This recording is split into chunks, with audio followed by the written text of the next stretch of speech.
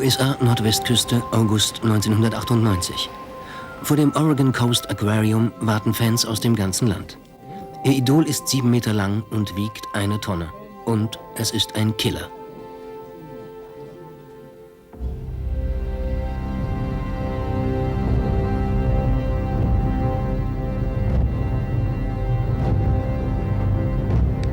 Keiko alias Willy, der berühmteste Killerwal aller Zeiten, Star einer Kinofilmserie mit Kultcharakter.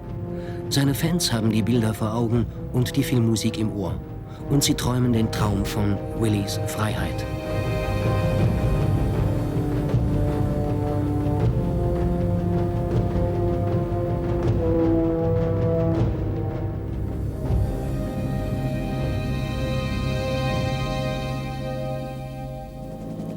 ...9500 Kilometer entfernt. Heimaey, Island.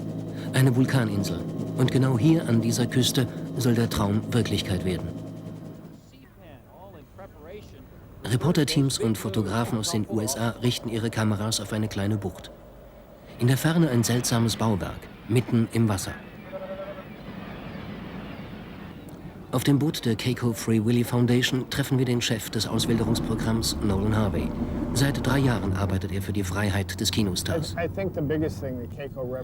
Ich denke, die wichtigste Bedeutung, die Keiko für mich persönlich hat, ist die Herausforderung, es einem Tier besser gehen zu lassen. Aber die wichtigste Bedeutung für die Öffentlichkeit ist sicher, dass unsere Aktion den Menschen eine Art Hoffnung gibt. In der Bucht von Kladsvik hat die Free Willy Foundation einen Käfig bauen lassen. Ein Aquarium mit Kontaktmöglichkeit zur Außenwelt. Vor 18 Jahren war Willy in diesen Gewässern gefangen worden. Jetzt soll er hier wieder an die Freiheit gewöhnt werden. Die Taucher Günni Erlendsson und Smári Hadarsson sind die einzigen Isländer im Konstruktionsteam. Die Arbeit hier, das ist für solche Inseleier wie uns ein Abenteuer, ein Traumjob. Allein schon dabei sein zu dürfen. Wird es Willy da unten gut haben? Ja, sicher. Es wird traumhaft für ihn werden. Und ich beneide ihn. Ich finde es hier oben einfach langweilig. Ich würde gern immer da unten sein wollen. Wirst du die Chance bekommen, mit dem Wal zu schwimmen? Ja, ich hoffe es. Das haben sie mir jedenfalls versprochen. Und wie findest du das? Oder bist du schon mal mit so einem Wal geschwommen? Nicht so nah. Ich glaube, dass ich mir in die Hose pinkle, wenn ich diesen Jungen direkt vor Augen habe. Wenn so ein Riesengesicht direkt vor dir ist, ich glaube, das hier wird dann kein Trockentauchanzug mehr sein. Aber es wird eine großartige Lebenserfahrung, eine schöne Sache.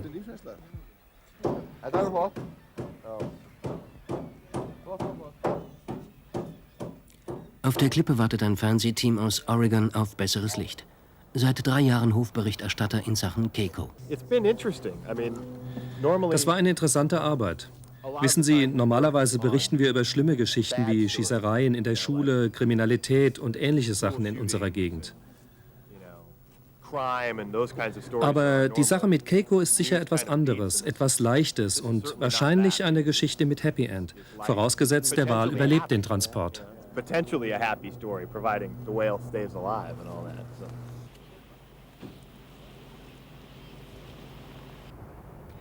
Heimaey, das Dorf an der Bucht. Hier leben Fischer und Jäger, wie überall auf der Insel. Männer wie Arni Hilmarsson. Jetzt, im August, ist die Zeit der Papageientaucherjagd und keine Zeit für Sentimentalitäten.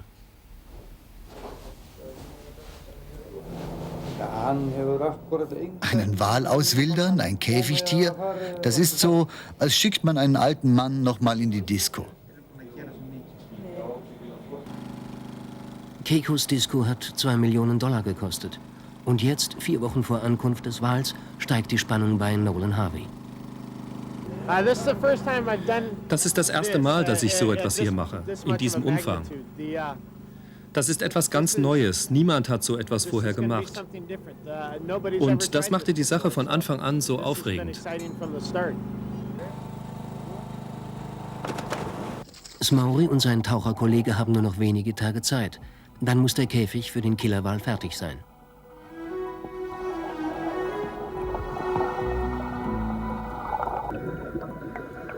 ...7,5 Meter in die Tiefe. 8 Anker halten das Netz. Das größte Meeresaquarium, das je gebaut wurde. Die Filme, die Musik kennen sie auswendig. Jetzt wollen sie erleben, wie aus einem Märchen Wirklichkeit wird.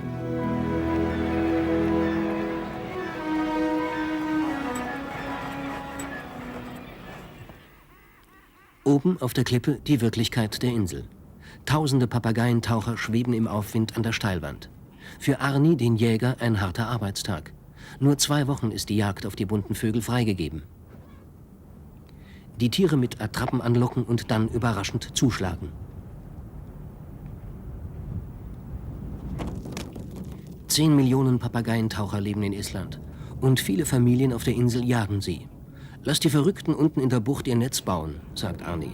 Solange sie uns weiterjagen lassen, habe ich nichts dagegen. Unten in der Bucht sind wir mit dem Mann verabredet, der den Käfig entworfen hat. Der Konstrukteur der Free Willy Foundation, Jim Steyer. Die Strömung und die Gezeiten sind berechenbar. Der Wind kann hier manchmal sehr, sehr stark werden. Aber wir haben den Käfig über die Norm gebaut, sodass er auch ein Hurrikan überstehen kann. Wenn also nichts sehr, sehr Dramatisches geschieht, müsste alles in Ordnung gehen.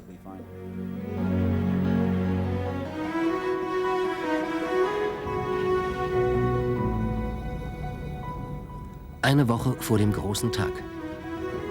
Die Fähre vom Festland bringt immer mehr Journalisten. Über 300 werden erwartet, aus aller Welt. Nolan Harvey, der Chef des Auswilderungsprogramms, kann die Ankunft seines Schützlings kaum noch erwarten. Fahrten zum Hafen, wo die letzten Geräte eintreffen, und hinaus aus der Stadt in die Lavalandschaft zum Aussichtspunkt auf der Klippe.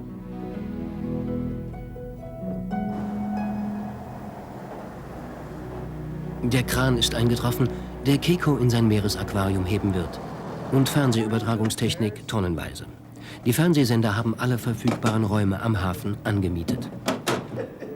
Man ist doch auf alles gefasst, wenn solche Leute wie ihr anreisen. Ist das nicht die Neuzeit im wahrsten Sinne des Wortes? Die Hektik der Neuzeit? Keikos Heimkehr ein Wendepunkt für die Insel? In der Hauptstraße hoffen die Geschäftsleute auf den Free Willy Boom. Auf dem Parkplatz am Aussichtspunkt treffen wir noch einmal Nolan Harvey. Ich denke, wir werden dramatische Veränderungen an Keiko erleben, wenn er hier in seine Welt zurückkommt. Die Natur wird wieder wach in ihm. Er ist immer noch ein wildes Tier. Er ist nicht domestiziert wie ein Hund oder eine Katze. Seine natürlichen Instinkte werden in der Wildnis wieder zurückkehren. Und wenn das geschieht, wird er seine ganze Einstellung ändern. Er musste viele Jahre die Menschen ertragen und es wird spannend werden zu sehen, wie er in seiner eigenen Umwelt wieder zum Killerwal wird.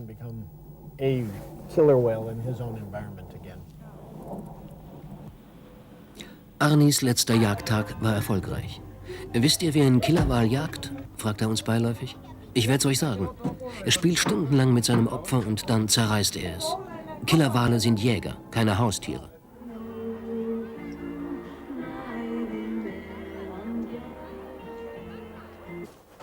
Die Nacht vor dem großen Tag.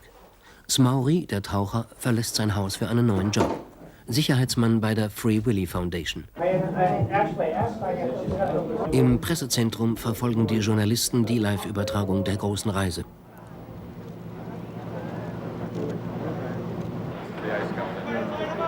Abschied in Newport, Oregon. Die Verladung in ein enges Transportbecken. Die Fahrt zum Flughafen, ein Triumphzug. Und doch auch Bilder einer touristischen Katastrophe. Der Publikumsmagnet verlässt die Stadt. Für Nolan Harvey kommt um Mitternacht die erlösende Meldung. Die Maschine verlässt den Flughafen. Sie ist soeben gestartet. Die US Air Force schickt ihr modernstes Frachtflugzeug ins Promotion-Rennen. Und die Pentagon-Pressesprecherin Captain Maria Carl. Ich denke, Keiko ist nicht einfach irgendwer, sondern ein sehr wichtiger Wal. Aber das Wichtigste an diesem Projekt ist sicherlich, dass es so viele verschiedene Organisationen und sogar Regierungen zusammengebracht hat. Organisationen, die sonst nicht unbedingt etwas miteinander zu tun haben. Das ist wahrscheinlich das Interessanteste an diesem Projekt. Zweimal wird die C-17 über Kanada aufgetankt, um Keiko nonstop in die neue Heimat zu jetten.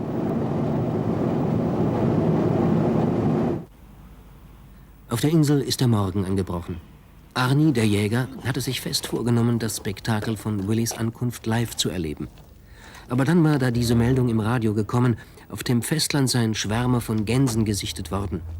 Ein Jäger hat da keine Wahl, sagt Arnie. Ich lebe schließlich davon. Da muss Willy eben noch warten.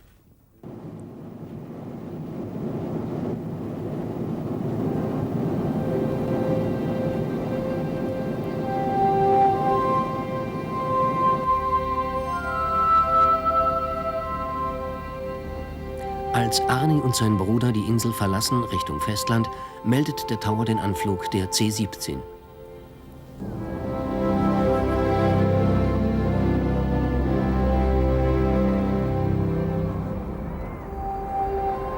»3.000 Fans warten auf den Klippen. 350 Reporter und Kamerateams halten den historischen Augenblick fest.«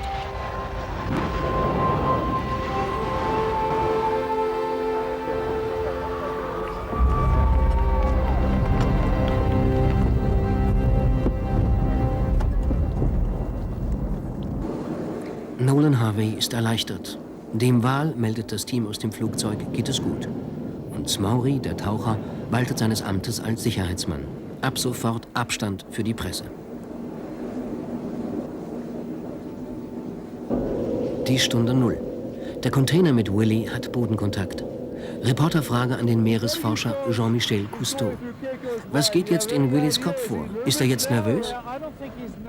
Ich glaube nicht, dass er nervös ist. Er ist gewohnt zu reisen. Er ist über die ganze Welt geflogen und jetzt ist er wieder zu Hause.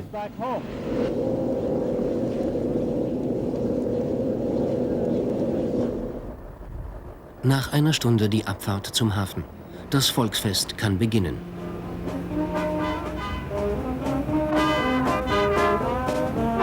Schade nur, dass Willy völlig unsichtbar bleibt. Die ersten Fans sind verärgert. Denen geht es doch gar nicht um den Wal. Das ist doch letztlich nur Geldmacherei, finde ich.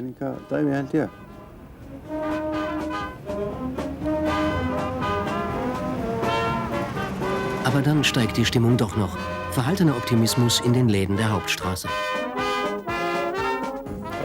Die Zukunft liegt in Keiko. Wir wollen hier alle viel Geld mit Keiko verdienen. Die Zuschauer bleiben am Hafen zurück. Die letzte, die entscheidende Etappe beginnt. Die Fahrt auf dem Schiff in die Bucht zum neuen Aquarium, zum ersten vorsichtigen Kontakt mit der Wildnis nach 18 Jahren Gefangenschaft in viel zu warmen, viel zu engen Pools. Geschlossene Aquarien, Schwimmbecken mit gekachelten Wänden und einer großen Glasscheibe, vor der sich die Zuschauer drängten. Und dann, nach so vielen Jahren, der Umzug in einen offenen Pool im kalten Nordatlantik. Keiko hat jetzt eine 16-stündige Reise hinter sich, in völliger Bewegungslosigkeit.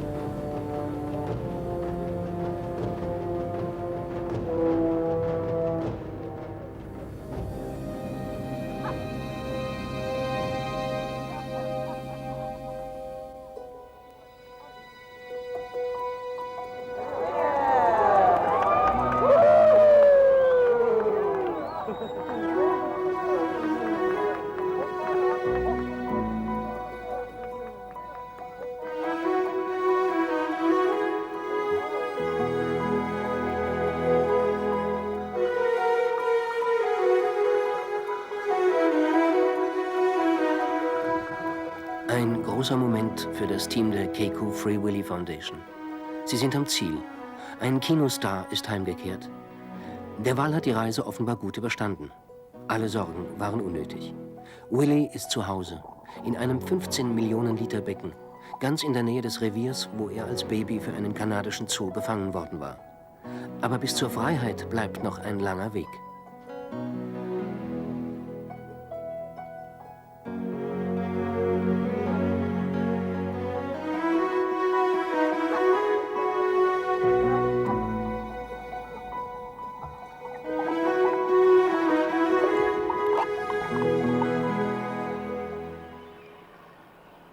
Oktober in der Bucht von Kletzwick.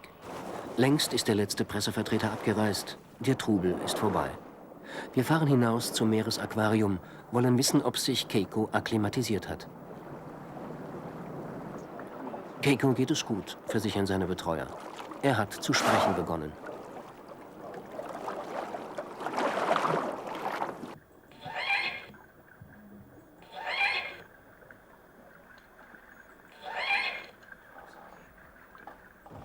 Jeff Foster, der zweite Chefbetreuer, sucht das Meer ab. Nähern sich größere Fische dem Netz? Vielleicht sogar ein Wal? Bedeuten Keikos Laute, dass er Kontakt aufnimmt?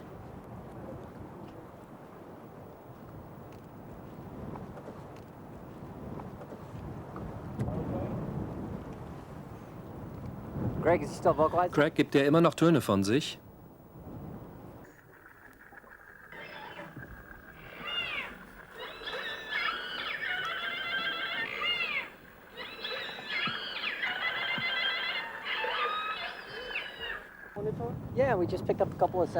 Wir haben einige Töne aufgefangen und wir schauen, ob wir etwas entdecken können. Keiko gibt viele Töne von sich und wir hören Klicklaute weit entfernt. Das könnten irgendwelche Tiere sein. Wir werden sehen. Vielleicht ein kleiner Minkwal oder ein Tümmler. Hast du ihn immer noch? Macht er Töne? Und dann gibt sich der geheimnisvolle Besucher zu erkennen. Ein Seehund. Arnie, der Jäger, und sein Bruder sind jetzt täglich zum Fischen draußen auf dem Meer. Es gibt eine neue Vorschrift. Wer an Keikos Käfig vorbeifährt, muss langsam fahren, um den Wal nicht zu erschrecken. Was ein Wirbel um einen einfachen Wal, sagt Arnie und drosselt den Motor. An Keikos Pool beobachten wir den Alltag. Training wie in Oregon. Von Auswilderung keine Spur.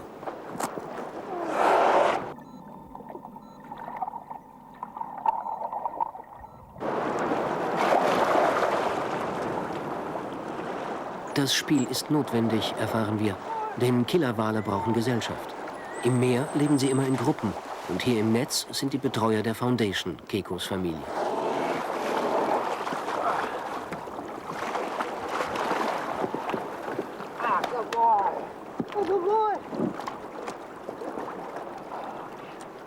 Die Verbindung zu den Menschen soll auch später nicht abreißen.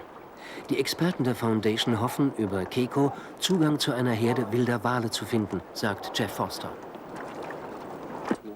Wir machen mit den Übungen weiter. Dadurch behalten wir die Kontrolle über ihn. Wenn wir später eine Kamera auf ihn befestigen wollen, dann wird er das akzeptieren. Außerdem gibt ihm das Training Abwechslung. In den 3 Wochen seit seiner Ankunft hat sich Keiko schon deutlich verändert, erzählen die Betreuer. Er ist aktiver, frisst mehr und nimmt dennoch ab an Gewicht. Sein Fett wandelt sich in Muskeln um und die wird er brauchen, wenn er draußen überleben will. Arnie, den wir jetzt häufig sehen, wenn er die Bucht passiert, ist skeptisch, glaubt nicht, dass das Experiment gelingt. Ich weiß nicht, wie der arme Kerl in der Natur zurechtkommen soll. Der ist doch ein halbes Stundentier bei denen. Man hat ihm beigebracht, gut zu sein. Und der Gute ist einfach gut. Es wird schwer, ihm beizubringen, wieder aggressiv zu sein.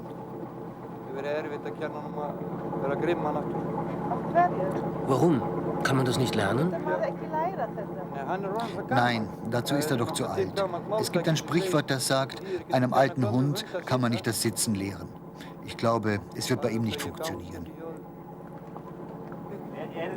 Seid ihr nicht als Jäger irgendwie verwandt? Du und Keiko? Tja, vielleicht, wenn er wild wäre. Bist du wild? Ja, ich bin sicher wild. Ich bin hier in dieser Natur aufgewachsen. Heute ist der große Tag von Smauri, dem Taucher und Sicherheitsmann. Ist das jetzt das, was du dir im Sommer gewünscht hast? Fragen wir ihn. Ja, genau das. Mit ihm hier drin zu sein, das ist der Gipfel.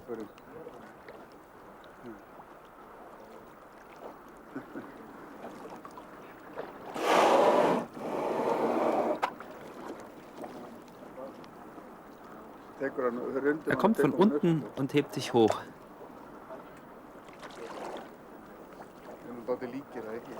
Wir sehen uns etwas ähnlich, findest du nicht?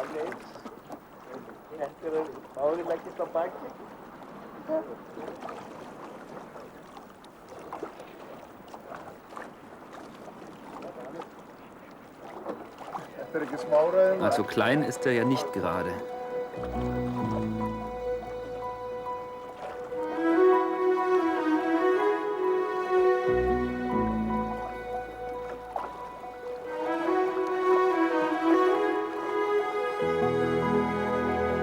Keiko ist seit 18 Jahren an Menschen gewöhnt.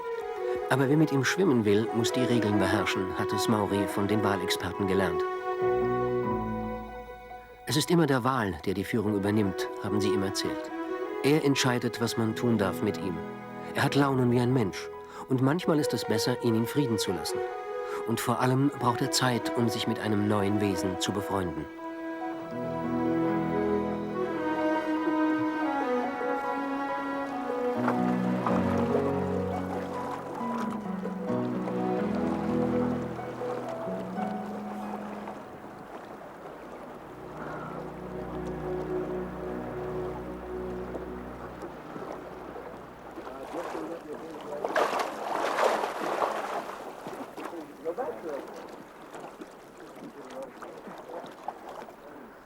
Oben auf der Klippe die Willy-Fans.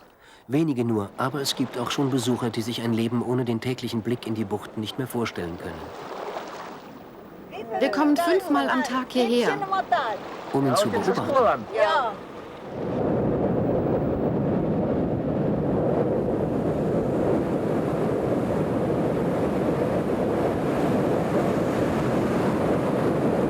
Anfang November.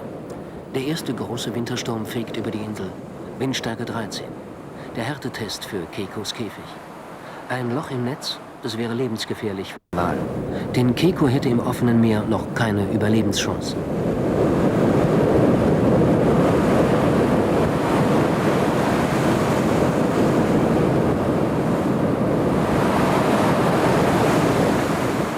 Zwangspause für Taucher und Sicherheitsmann Maury. Zeit für das Training im Studio. Maury ist isländischer Meister im Bodybuilding. 130 Kilo, sein Rekord, so viel wie Keiko täglich frisst, erzählt er stolz. Der Sturm, eine Gefahr für Keiko? Der Käfig ist sehr gut gebaut. Die Plastikpontons, an denen das Netz hängt, bewegen sich mit den Wellen und bieten so keinen Widerstand. Während des Sturms keine Möglichkeit, den Pool zu erreichen. Auch als sich das Wetter etwas bessert, bleibt nur der Blick aus der Ferne. Ist das Netz unter Wasser gerissen? Am nächsten Tag ist die See wieder ruhig. Endlich die Möglichkeit, den Käfig zu überprüfen. Tatsächlich sind 3 Ankertaue gebrochen. Aber der Käfig selbst blieb intakt. Der Schaden muss schnell behoben werden. Jeden Tag können neue, noch heftigere Stürme kommen. Die Nächte sind jetzt sehr lang, nur 6 Stunden Tageslicht. Die Zeit für die Reparaturen ist knapp. Maury ist bereits draußen am Ponton. Die Kollegen machen sich mit den Ersatzteilen auf den Weg. Der Pool ist provisorisch abgesperrt. Keiko beobachtet neugierig die Arbeiten auf der anderen Seite. Als die Anker gesichert sind, wird der Käfig wieder geöffnet. Die letzten Handgriffe darf Keiko wieder aus der Nähe verfolgen. Das ist sein größter Spaß, sagt Maury. Da passiert doch endlich mal was. Und ich habe nichts dagegen, wenn er mir bei der Arbeit über die Schulter schaut.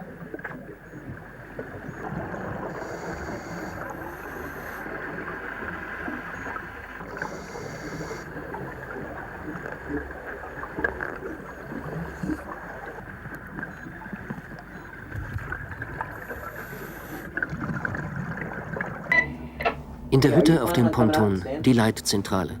Funkkontakt mit dem Tauchboot. Die Arbeiten sind beendet. Der Käfig ist wieder in Ordnung. Der Härtetest, wird uns Maury später erzählen, ist weitgehend bestanden. Mehrere Stunden Orkan und keine großen Schäden. Wir können den nächsten Stürmen durchaus gelassen entgegensehen. Tracy Camusa, Mitglied des Foundation-Teams, bei sekundengenauer Datenaufnahme. Wie lange taucht Keiko? Wie lange schwimmt er an der Oberfläche? Wie häufig atmet er? Die Biologen erhoffen sich neue Erkenntnisse über das Verhalten und die Physiologie von Walen. Und was frisst Keiko jetzt? Frage an den Betreuungsspezialisten Brian O'Neill. Ihm ist das egal. Am liebsten frisst er allerdings Hering. Aber auch mit anderen Fischen hatte er nie Probleme. Nur der Tintenfisch, den wir ihm gegeben haben, den mochte er nicht besonders. Alle Daten über Keikos Verhalten werden zur Auswertung in die USA überspielt. In das Oregon Coast Aquarium in Newport, Keikos letzte Heimat. Up, slow, down, go.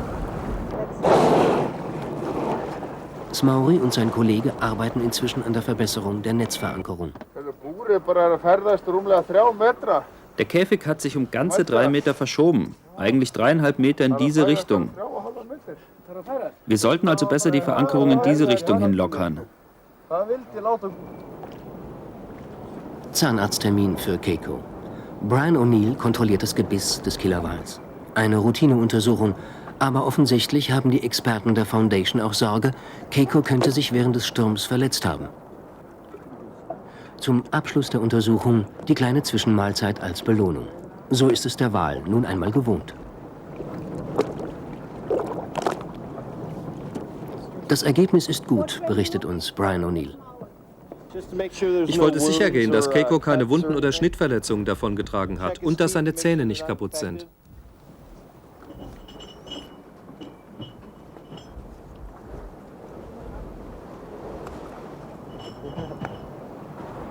Zwei Monate nach dem Umzug wird Keiko noch immer gefüttert. Aber jetzt muss er seiner Mahlzeit bereits hinterher schwimmen. Für einen Wal, dem fast 2 Jahrzehnte lang die toten Fische ins Maul flogen, schon eine Umstellung. Die erste Vorübung für die Jagd auf lebende Fische. Irgendwann im Frühjahr wird er lebenden Kabeljau und Lachs bekommen. Die sind groß genug, um nicht durch die Maschen des Netzes fliehen zu können. Und dann, im Mai oder Juni vielleicht, soll die ganze Bucht abgesperrt werden. Ein riesiger Pool für Keiko wird entstehen, der vorletzte Schritt in die Freiheit. Free Willy, der Weg zurück in die Wildnis. Dieser Traum wird frühestens in 3 Jahren Wirklichkeit. Wenn Arnie, der Jäger, nicht recht behält, dann wird Keiko 2001 hinausschwimmen in die offene See. Und dort, vielleicht, seine alte Familie wiederfinden.